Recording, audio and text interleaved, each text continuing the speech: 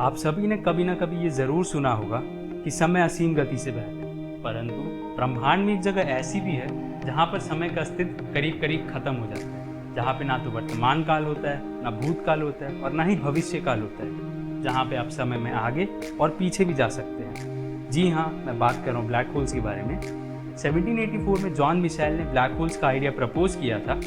Black holes वो area होता है स्पेस का जहाँ की ग्रेविटी इतनी इंटेंस होती है, लाइट जो कि यूनिवर्स में सबसे ज़्यादा तेज गति से चलती है वो भी बच के नहीं आ पाती। अगर आप किसी बॉडी को उसके श्वार्ज़शील्ड रेडियस पे कंप्रेस कर दे तो वो ब्लैक होल में बदल जाएगी।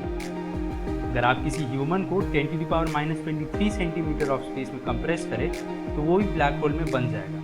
10⁻⁻23 एक एटम की न्यूक्लियस से भी बहुत छोटा होता है। कंपैरिजन के लिए अगर आप एक फुटबॉल स्टेडियम को एक एटम मान ले और उसके सेंटर पे रखी बॉल को न्यूक्लियस, तो ह्यूमन का श्वार्ज़शील्ड रेडियस उस फुटबॉल से भी छोटा आएगा। अगर आप अर्थ को मार्बल के साइज तक कंप्रेस कर दे तो वो भी ब्लैक होल में बन जाएगी। ब्लैक होल के दो पार्ट होते हैं, सिंगुलैरिटी और इवेंट होराइजन।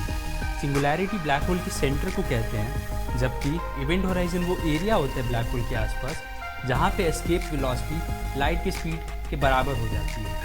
एस्केप वेलोसिटी वो वेलोसिटी होती है जो किसी ऑब्जेक्ट को हमें देना पड़ता है ताकि वो दूसरे ऑब्जेक्ट के ग्रेविटी से बाहर आता है। फॉर एग्जांपल, अगर हमें कोई स्पेस प्रोब स्पेस में भेजना है तो उसे हमें 11 किलोमीटर पर सेकेंड की स्पीड देनी होगी ताकि वो अर्थ के ग्रेविटेशनल फील्ड से बाहर आ जाए।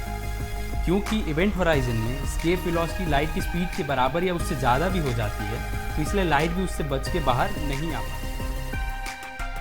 एक स्टार के कोर में फ्यूजन होता है जो स्टार को बाहर की तरफ एक्सपैंड करने की कोशिश करता है और ग्रेविटी उसको अंदर की तरफ कंप्रेस करती है।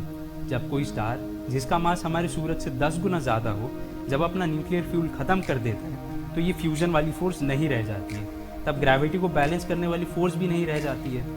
तो इस स्टार में सुपरनोवा एक्सप्लोजन हो जाता है और कोर इंटेंस ग्रेविटी से कंप्रेस हो जाता है और एक ब्लैक होल बन जाता है। आइंस्टाइन के थ्योरी के हिसाब से मैसिव ऑब्जेक्ट के अराउंड टाइम स्लो चलता है देन यूजुअल। मतलब कि अगर आप इवेंट होराइजन के आसपास से सक्सेसफुली बाहर आ गए तो इस बात की पॉसिबिलिटी बहुत ज़्यादा है कि आप टाइम ट्रैवल कर चुके होंगे। ब्लैक होल के पास टाइम स्लो हो जाता है। फॉर एग्जाम्पल, अगर धरती पर 100 साल बीत गए हो तो ये पॉसिबल है कि जो ट्रैवलर ब्लैक होल के पास से आया हो उसके लिए बस एक ही साल।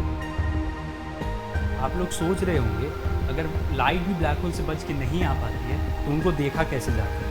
ब्लैक होल्स को डायरेक्ट नहीं देखा जा सकता, उनको इनडायरेक्ट मेथड से डिटेक्ट किया जाता है। जैसे कि अगर कोई ग्रुप ऑफ मैटर या फिर स्टार किसी इनविजिबल बॉडी का चक्कर लगा रहा हो, जैसे कि हमारी धरती सूरज का लगाती है, तो इस बात की पॉसिबिलिटी बहुत ज़्यादा है कि वो invisible matter black hole. Super massive black hole में मैटर सीधा अंदर नहीं जाता है बल्कि गोल गोल घूम के अंदर गिरता है, जिससे कि इवेंट होराइजन के बाहर जब वो आपस में घिसता है रगड़ाई के चलते वो ग्लो करने लगता है, जिसे हम एक्रीशन डिस्क भी बोलते हैं। अगर बहुत ज़्यादा मैटर ब्लैक होल के अंदर गिर रहा होता है तो कभी कभी ब्लैक होल मैटर के इवेंट होराइजन के बाहर इतना वेलोसिटी गेन कर लेता है कि वो जेट्स के रूप में ब्लैक होल के टॉप से एमिट होता है। इन पार्टिकल की स्पीड लाइट की स्पीड के आसपास होती है। इन जेट्स को ऑब्जर्व करके भी हम ब्लैक होल को डिटेक्ट करते हैं। क्वेज़ार्स ये बहुत चमकीले जेट्स होते हैं जो कि हमसे बहुत दूर एक सुपर मैसिव ब्लैक होल से आते हैं। वो सुपर मैसिव ब्लैक होल जिनका मास हमारे सूर्य से अरबों खरबों गुना ज़्यादा होता है, उनसे ये निकलते हैं। ये जेट इतने चमकीले होते हैं कि करोड़ों लाइट या दूर से भी हम लोग इसको डिटेक्ट कर लेते हैं। तो ये बहुत सारी गैलेक्सी से भी ज़्यादा चमकते हैं। 19 अप्रैल 2019 को इवेंट होराइजन टेलीस्कोप ने लीजियर 87 के सेंटर के ब्लैक होल का इमेज रिलीज़ किया था और अपनी गैलेक्सी के सेंटर के ब्लैक होल सैजिटेरियस ए का भी इमेज रिलीज़ किया था। जैसा कि आप लोग देख सकते हैं, इसमें हम लोग ब्लैक होल को तो नहीं देख पा रहे हैं पर उसके आसपास की एक्रीशन डिस्क को देख पा रहे हैं। उम्मीद है आपको ये वीडियो अच्छा लगा होगा। लाइक करें, सब्सक्राइब करें और कमेंट में बताएं कि आपको कैसा लगा।